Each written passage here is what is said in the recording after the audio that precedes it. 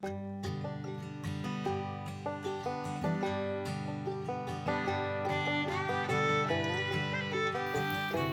there is coffee, and that day, Emma Leskinen, scarf like the old country about her head, shawl knitted from yarn spun from dog hair about her shoulders, walked along the gravel edge of the road and looked up.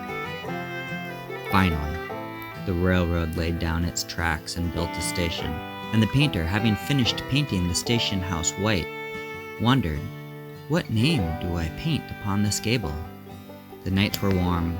The blueberries blossomed among the green bush duff and outcropped rock, and the pines lived in the winds when she said, "Finland."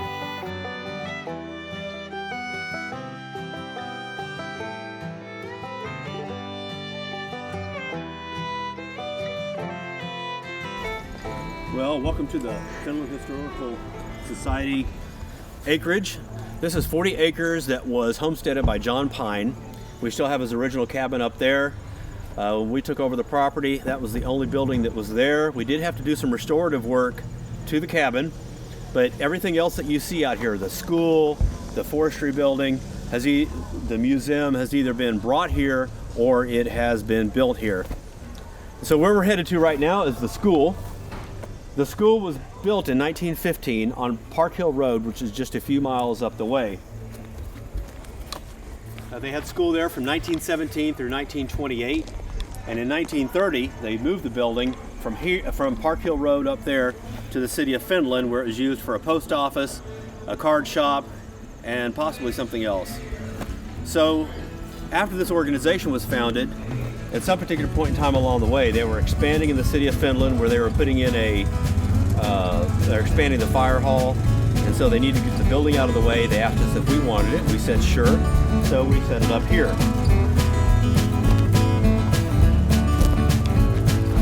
We have a functioning bell.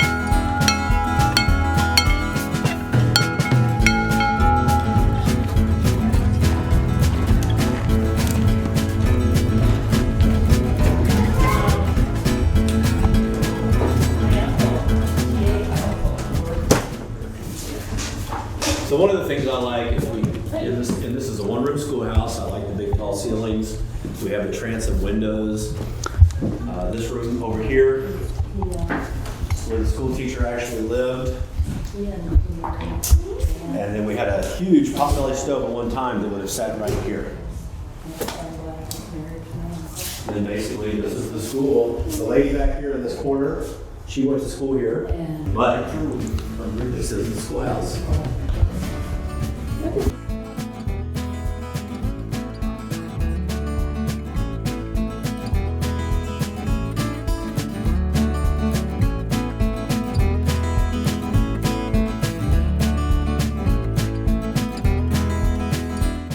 So where we're headed next is to the museum, and it's behind the schoolhouse.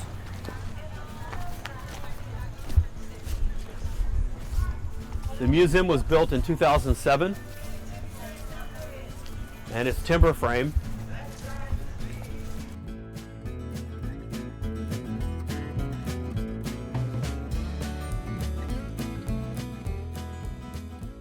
The stained glass has been recently added, and it was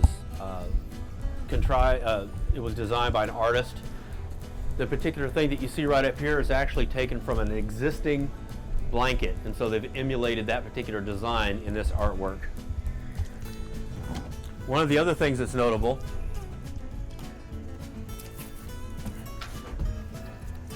is these old doors. We've made them look pretty good with this. This is all not essential, but it does look good aesthetically. This particular handle is from a building that was torn down, a 100-year-old mansion that was owned by a dentist.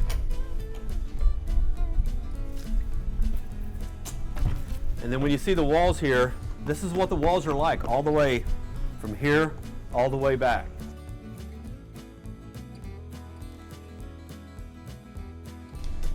So basically here, you can start over where this area is. There's some pictures of this building being built.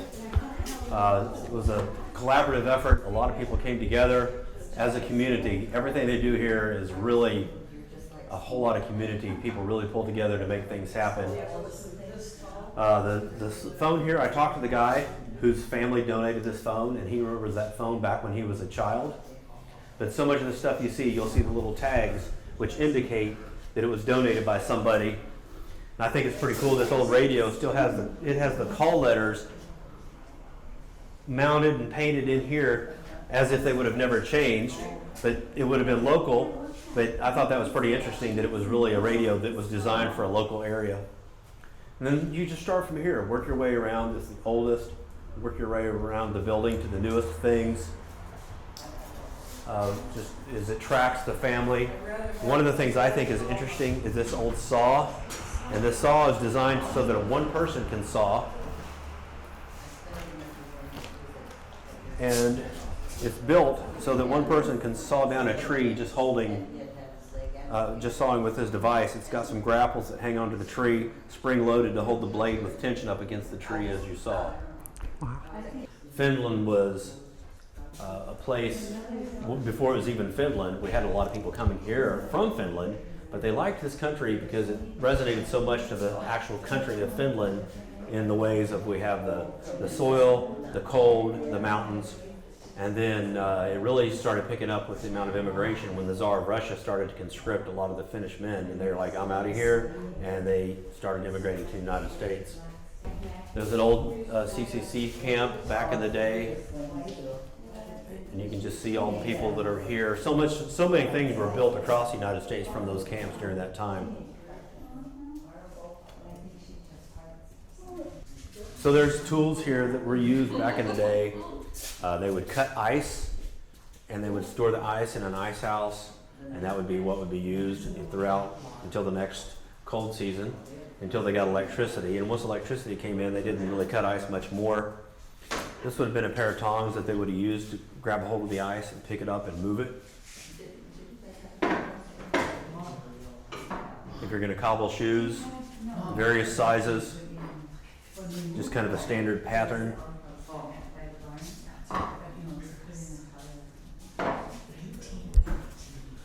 One of the things that's always fascinated me is this loom here, and this was a hand-built loom, and one of the people that is a niece, I believe Dale's niece, she talked about how it was stored in a garage for years and years until the museum was actually built.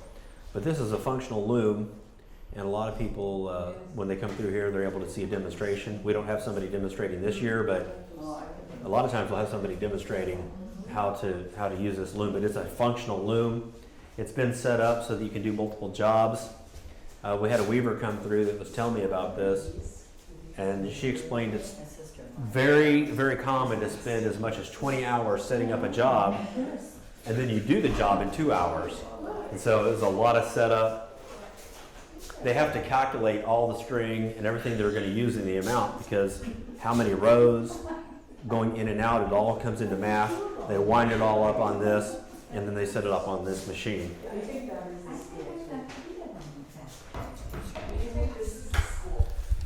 This wall here is a lot of contributing families that have played a huge part in this museum.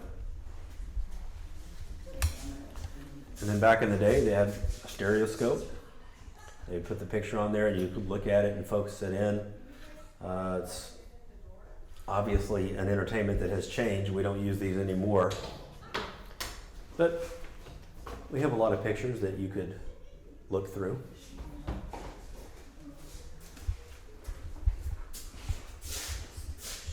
These particular pieces of artwork are actually from Finland. They were brought over, and some good, I guess you would call that relief type artwork where they carved it out. And then we come to one of the most principal things. This is, right here, this is John Pine, and then they're sawing logs up here. But John Pine is the guy that homesteaded this piece of property. This is a picture of him, and he was in his early 20s when he got here around 1900. And we'll see his cabin in a minute. And he lived here until he was 80 years old in 1960, when he disappeared. And they sent out search parties, but they never found him. His doors were still propped open to let his cats in and out. His backpack was still inside, and along with food on the table. So he did plan on coming back. One of the things I like so much is the ingenuity and the creativity and the craftsmanship. I mean, you take a look at these snowshoes. They would have had to steam the wood and bend it.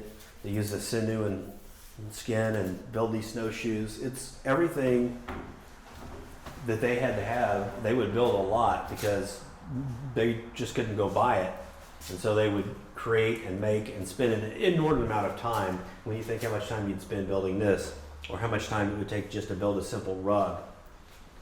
We have seen an escalation in the ease and capability of making and doing things, which I'm a big fan of. There are various artifacts that have come in from Finland. For instance, this here is originally from Finland. There's a lot of things in here that may have come from Finland.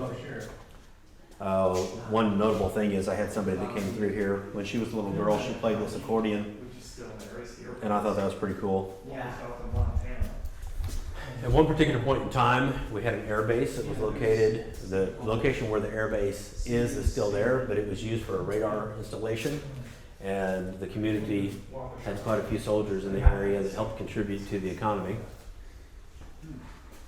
And then we have a rack here of just all kinds of pictures throughout the time. And it's amazing how much of our history was captured in pictures back in the day. Oh yeah. And if you ever get the time, spend a little time looking through these. It's pretty cool. Or that just meant the foot of the lake. Maybe, yeah, I don't know if they meant more than. And then the final thing in this room that I like to point out is this organ. And we have the original person that played this when she was a little girl right there. And I actually met her in person. And she is, I think 88 years old now. And that's the museum.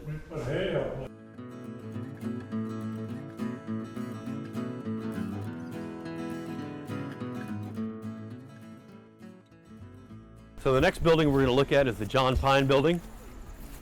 And it was constructed in the typical Finnish construction methodology. And they would hew the sides to get to the heartwood. And then at the corners, they did the double dovetails.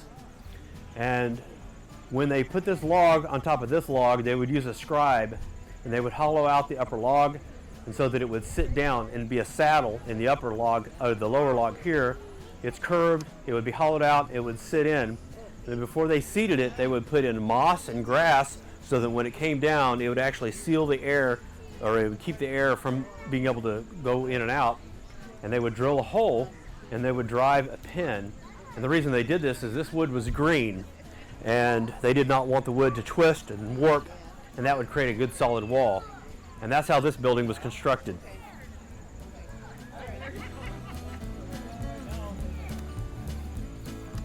All right, so this is the John Pine cabin. Come on in.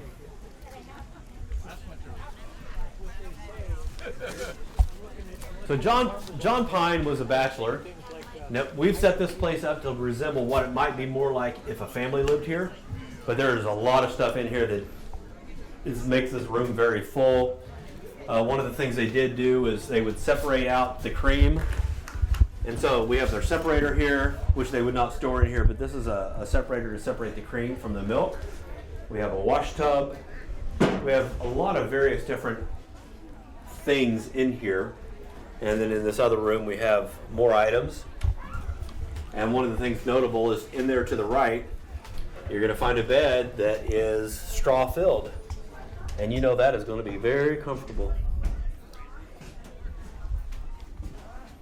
But basically, this is the John Pine cabin. And when we got it, we had to do some restorative work. We replaced the roof. And all that you see right here, the finish did not actually use chinking, but we've sealed it with this chinking in here. And next, let's go check out the sauna. All right, so let's go on in here, take a look inside the sauna.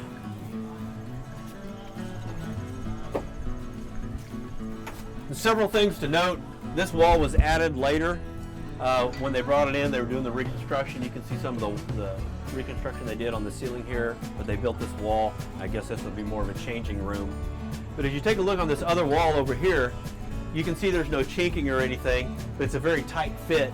And this is how it would have looked on the outside, both here, and that's how the John Pine house would have looked as well. It would have been a very tight joint here because that's how they did it. So moving on in here,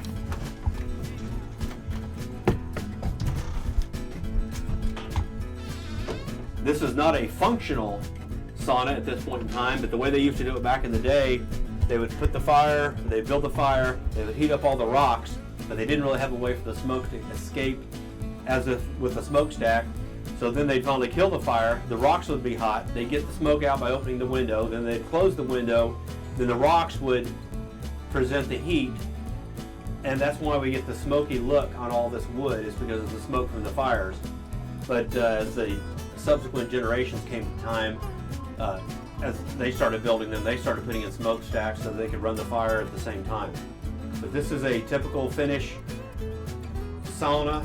I've had people come through here, and one lady said this is identical to the one that she had. So this is very authentic, and it looks just like it did.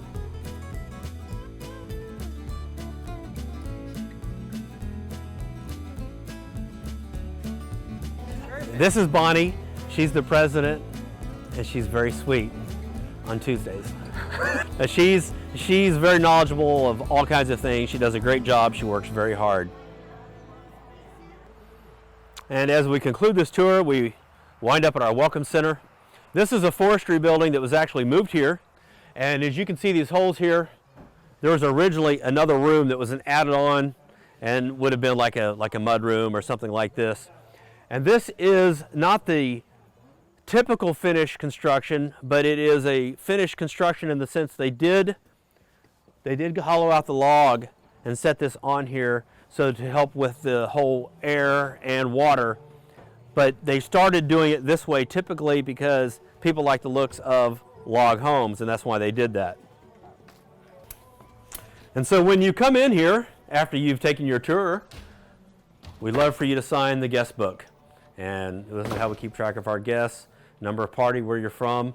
We have people that come from Finland and other countries. We had somebody from Denmark, a lot of people from the area around, but there's a lot of people that come in that actually have Finnish heritage, and they like to see all of this, which we have so many more things in here, like the old saw that was used to cut the ice. Think about that big saw and how deep the ice would be to need a saw like that to cut. So we have other equipment. This is what we would have used to hew the logs, to do the flat-sided logs. But there's a lot of things in here, a lot of history. We have over in this area, we have a lot of historical books, pictures, cassettes, so much information about this area. And we have other things up here like the farm implements and a little bit more detail about John Pine. And then one of the things that I like to point out is the fact that we have a picture of the school being used as the post office down in downtown Finland. And that is basically the totality of what I do as a full tour when I give somebody a tour here at the Finland Historical Center.